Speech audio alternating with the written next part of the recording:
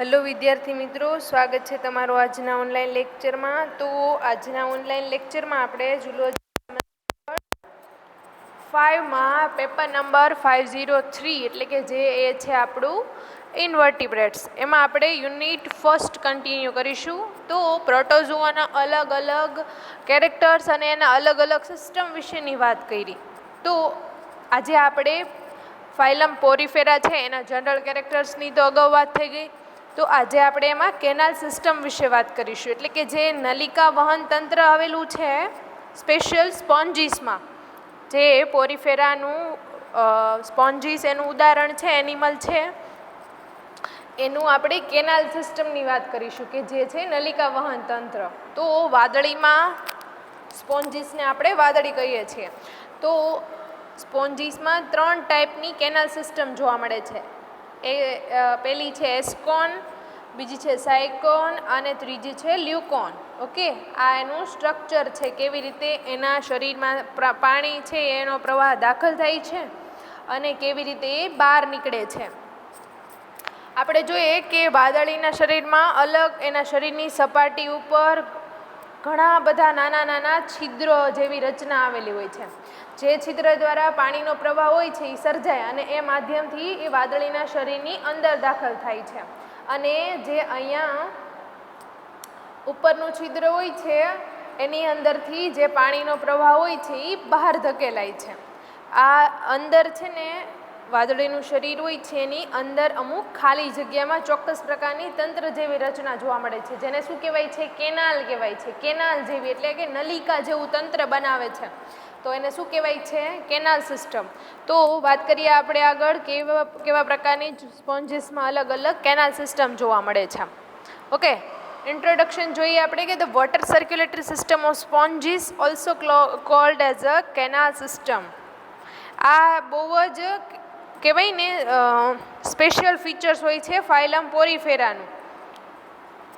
Canal સિસ્ટમને એક્વિફેરસ system પણ કહી શકાય છે, કારણ કે એ કોની સાથે સંબંધ ધરાવે છે? પાણી સાથે સંબંધ ધરાવે છે.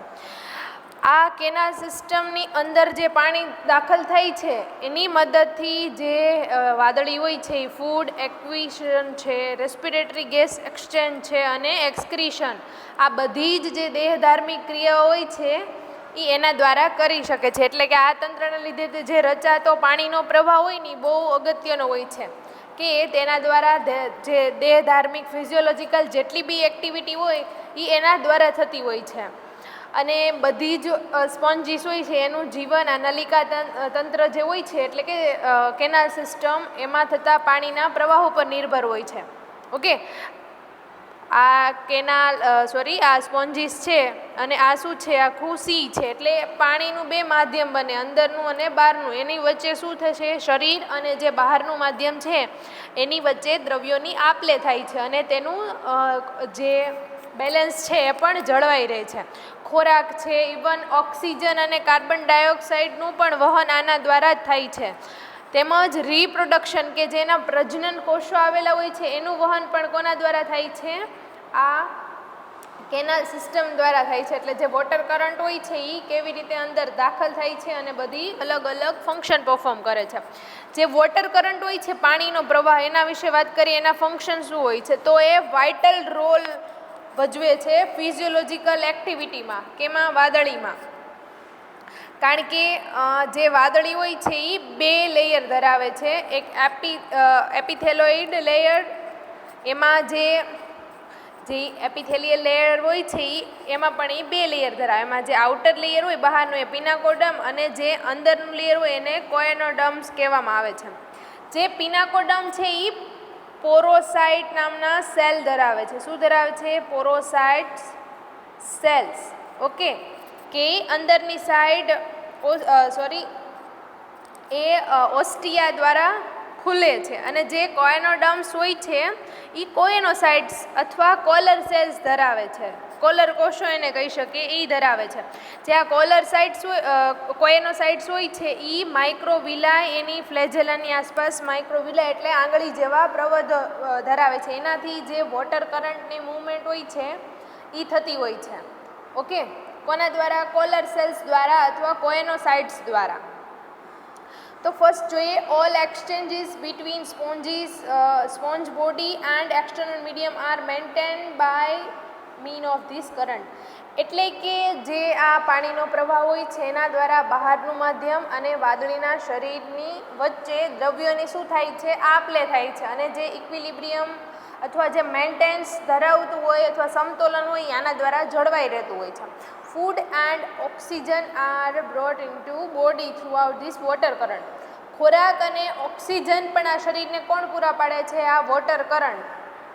Also the excrete are taken out of the body with the help of the water current. તેમજ ઉત્સર્જન જે થતી હોય એ બધી ક્રિયા કોના દ્વારા થાય છે? આ વોટર કરંટ જે એન્ટર બોડીમાં થાય છે એના દ્વારા થતું હોય છે. The reproductive bodies are carried out and into the body of the sponges by the water current. એટલે કે પ્રજનન કોષોનું વહન પણ બહાર લઈ જવાના કે અંદર દાખલ કરવાના એ પણ કોના દ્વારા થતું હોય છે? આ પાણીના પ્રવાહ દ્વારા એટલે કે વોટર કરંટ દ્વારા. તો આ હતા વોટર કરંટના ડિફરન્ટ ફંક્શન. ઓકે, તો જોઈએ આગળ આપણે કે જે આપણે આમ તો મેઇન 4 પ્રકારની છે પણ આપણે ખાલી 3 પ્રકારની ભણવાની છે. એસ્કોન, સાયકોન અને લ્યુકોન. એક રેગોન પ્રકારની અલગ કેનાલ સિસ્ટમ જોવા મળે છે. Okay, this canal system is the simplest. આપણે જોઈએ હવે ફર્સ્ટથી જે છે એસ્કોન પ્રકારની. ઓકે, પહેલી કઈ છે આપણી? એસ્કોન પ્રકારની કેનાલ સિસ્ટમ. એસ્કોન પ્રકારનું નલિકા વહન તંત્ર. તો એનું ઉદાહરણ છે લ્યુકોસોલેનિયા. શું છે? લ્યુકોસોલેનિયામાં આ પ્રકારનું કેનાલ સિસ્ટમ જોવા મળે છે. સૌથી સિમ્પલેસ્ટ ટાઈપ હોય ને તો છે એસ્કોન પ્રકારનું. સૌથી સિમ્પલ હોય છે આ ત્રણેયમાંથી.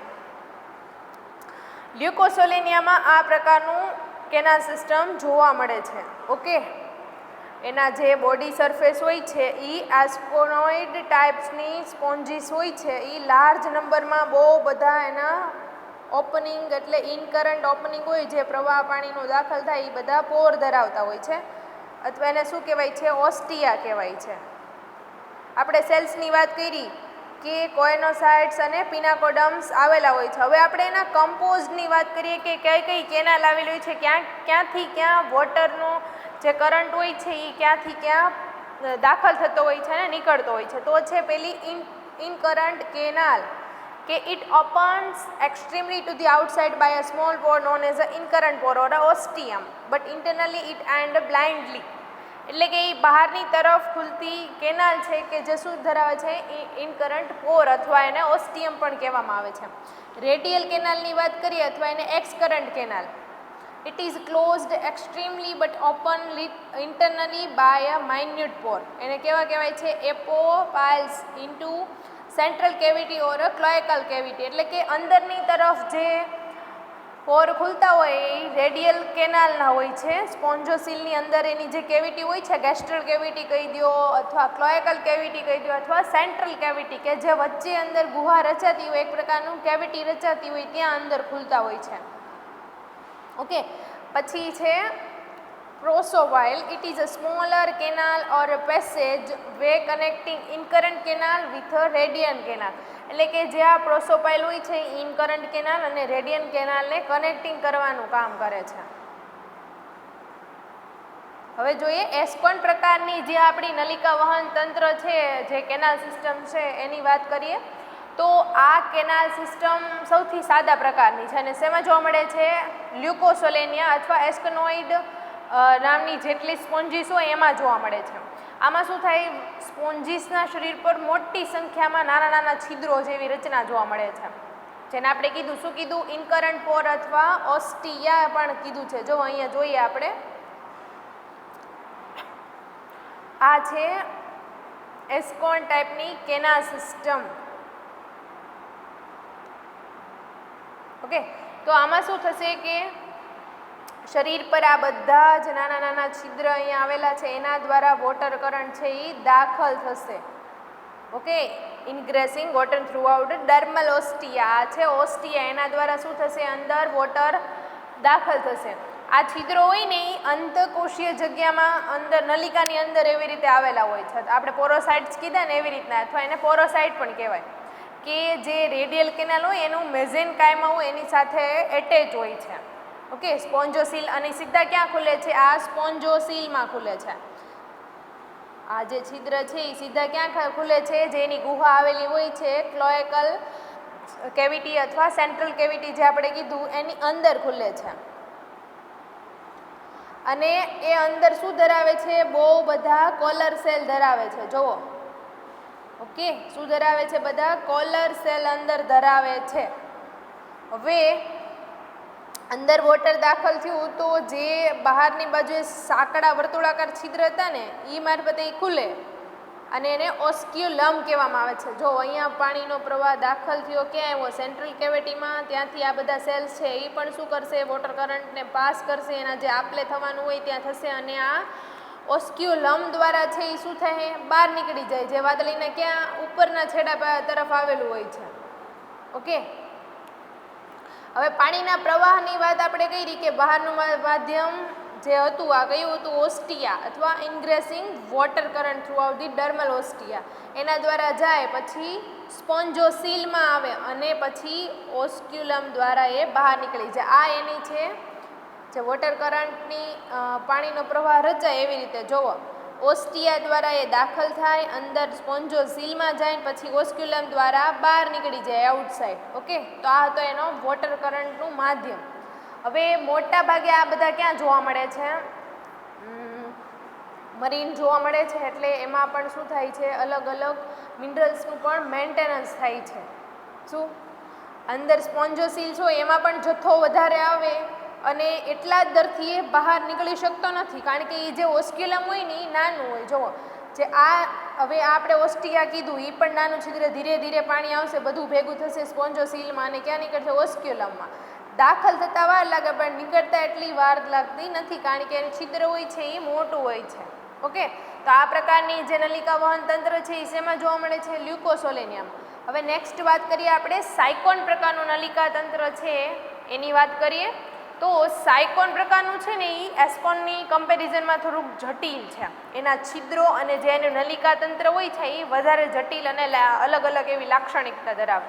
તો આ સાયક્નોઇડ પ્રકારની જે સ્પોન્જીસ જોવા મળે એમાં જોવા મળે છે. એક છે સાયકોન અને ગ્રેન્શિયા, બે છે. એમાં આ પ્રકારની કેના સિસ્ટમ જોવા મળતી હોય છે.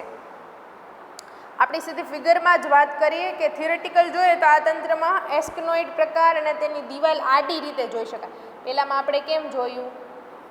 સીધી જોઈ. હવે આમાં કેમ આવશે? આ દિવાલ હોય છે ને આડી જોવાની છે આપણે. ઓકે, અને કેવી હોય છે? ગળી કહેવાય ને, ગળીમય હોય છે. અને જ્યારે એનું એમ્બ્રિયોનિક ડેવલપ હોય ત્યારે એ સીધી દેખાય છે, સીધી. પછી એ એડલ્ટમાં કન્વર્ટ થાય ત્યારે આ સાયકોનમાં ફેરવાય છે. પહેલાં તો એસ્કનોઇડ જ હોય અને પછી સાયકોનમાં, કારણ કે જ્યારે એમ્બ્રિયોનિક ડેવલપમેન્ટ થતું હોય તો સૌથી પહેલાં એસ્કોન ટાઈપની બને એન્ડ ધેન ડેવલપમેન્ટ થાય ધીરે ધીરે, પછી શું થાય છે? સાયકોન પ્રકારમાં ફેરવાય છે. હવે શું થાય?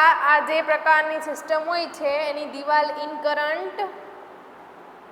ઇનકરન્ટ કેનાલ, જો અહીંયા ઇનકરન્ટ કેનાલ એક બનશે. ઓકે, પછી એની અંદર ઓસ્ટિયા છે. જોજો, ઓસ્ટિયા ક્યાં છે? આ ઇનકરન્ટ કેનાલ હોય છે એની અંદર છે. આ તમને બધા દેખાય એવી રીતના જોયા?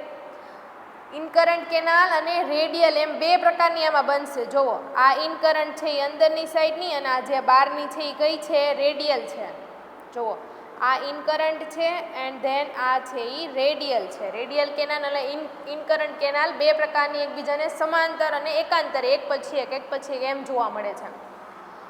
હવે આ બંને પ્રકારની જે નલિકાઓ હોય છે એ અંતઃશરીર દિવાલમાં જ થાય છે. એટલે કે એનું જે અંતર્વલન હોય છે એ આ જે એનું મેઇન દિવાલ હતી એનું અંતર્વલન થઈને જ બન્યું છે. ઓકે, ઇન્ટરકનેક્ટેડ પણ એ હોય છે. કેવું હોય છે? ઇન્ટરકનેક્ટેડ. હવે જે એની બહારની સપાટીએ છિદ્રો આવેલા હોય છે, ડર્મલ ઓસ્ટિયા, એ ક્યાં ખુલે છે? ઇન્ટરનલ નલિકામાં ખુલે છે.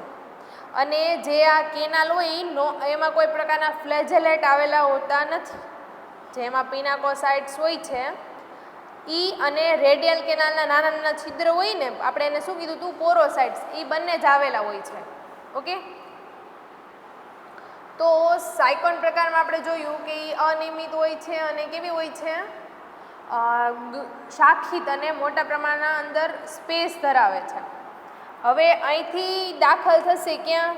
ઓસ્ટિયા through radial canal, incurrent canal, then આ સ્પોન્જોસીલ, પછી આ ઓસ્ક્યુલમ દ્વારા એ બહાર નીકળશે. પણ આ ગળીમય ભાગ હતો એટલે વોટર કરંટને પાસ થવામાં થોડોક સમય લાગશે. ઓકે, હવે આપણે એના પ્રવાહની દિશાની વાત કરીએ તો પહેલાં ઇનગ્રેસિંગ વોટર છે એ ડર્મલ ઓસ્ટિયા દ્વારા દાખલ થશે. ત્યાંથી ક્યાં જશે? ઇનકરન્ટ કેનાલમાં, ત્યાંથી પ્રોસોપાઇલમાં, પછી રેડિયલ કેનાલમાં, એપોપાઇલ્સમાં અને સ્પોન્જોસીલમાં, ધ્યાન પછી ઓસ્ક્યુલમથી એ બહાર નીકળી જશે. ઓકે, શું થશે? ઓસ્ક્યુલમથી એ બહાર નીકળી જશે. તો આપણે જોયું આ કેમાં જોવા મળે છે? ગ્રેન્શિયા અને સાયકોન બંનેમાં જોવા મળે છે. હવે જોઈએ આપણે લ્યુકોન ટાઈપની જે કેનાલ સિસ્ટમ છે એની વાત કરીએ. એ સૌથી વધારે કોમ્પ્લેક્સ હોય છે. કેવી હોય છે? સૌથી વધારે કોમ્પ્લેક્સ, જટિલ અને કહેવાય ને શરીર દિવાલના બહુ વધારે ગળીમય રચના થઈને એની આખી સિસ્ટમ બનતી હોય છે. તો એને કઈ કહેવાય? લ્યુકોન પ્રકારનું. તો આમાં જો તમને દેખાય છે, આમાં ઇનકરન્ટ કેનાલ છે, ધેન એપોપાઇલ છે, એ આખું વધારે ફ્લેજેલેટ ચેમ્બર્સમાં અને એક્સકરન્ટ અને ઇનકરન્ટ કેનાલ તો બંને હોય જ છે, બંનેમાં કોમન. પણ જે ડર્મલ ઓસ્ટિયા છે એની સાઇઝ પણ થોડીક મોટી છે. એન્ડ ધેન ફ્લેજેલેટ ચેમ્બર અલગ અલગ બને છે. જુઓ આ બધી છે ફ્લેજેલેટ ચેમ્બર્સ. આ એનું ઓસ્ટિયા દ્વારા દાખલ થશે, એની અંદર આવશે, એક્સકરન્ટ કેનાલમાં આવે, પછી ત્યાંથી ક્યાં જશે? ઇનકરન્ટ કેનાલમાં, પ્રોસોપાઇલમાં, ધેન એપોપાઇલમાં, અને પછી આખી આ નલિકામય જે નલિકામય રચના હોય ત્યાંથી ઓસ્ક્યુલમ દ્વારા એ બહાર નીકળી જશે. હવે જે લ્યુકોન પ્રકારની છે એ સ્પોન્જિલામાં જોવા મળે છે. ક્યાં જોવા મળે છે? સ્પોન્જિલામાં. લ્યુકોન પ્રકારના આપણે જે એનું કેનાલ સિસ્ટમનો જે વોટર કરંટ જે ફ્લો હોય એની વાત કરીએ તો ક્યાં આવે? ડર્મલ ઓસ્ટિયા દ્વારા દાખલ થશે. ઓકે, પ્રોસોપાઇલ, પછી એમાંથી જો આપણે વાત કરીએ ફ્લેજેલેટ ચેમ્બર્સ એક નવું આવશે, ધેન એપોપાઇલ્સમાં, પછી ઇનકરન્ટ કેનાલમાં અને ઓસ્ક્યુલમમાં. નોર્મલી આનો વોટરનો જે ફ્લો હોય છે ને એ બધામાં સેમ જ હોય છે. ઓકે, પણ એની રચના હોય છે એ થોડીક કોમ્પ્લિકેટેડ હોય છે કમ્પેર ટુ અલગ અલગ કેનાલ સિસ્ટમ. ઓકે, તો આ હતી લ્યુકોન ટાઈપની, જે શેમાં જોવા મળે છે? સ્પોન્જિલામાં જોવા મળે છે. તો હવે આપણે એનું ફંક્શનની વાત કરીએ, એનું મહત્ત્વ શું હોય છે? Canal system serve the purpose of nutrition, regarding highway of the food throughout the body cells in the radial canal with a flagella. The capture food particles, water current are produced by a flagella.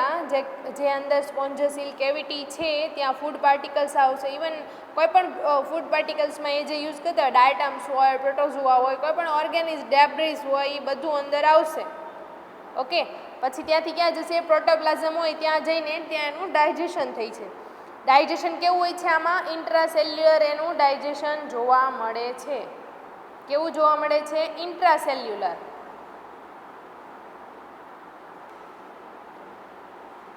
ઇન્ટ્રાસેલ્યુલર એનું digestion જોવા મળે છે. એની અંદર અલગ અલગ એના જે cells હોય છે, પ્રોટોપ્લાઝમ હોય છે, ત્યાંનું ડાયજેશન થતું હોય છે.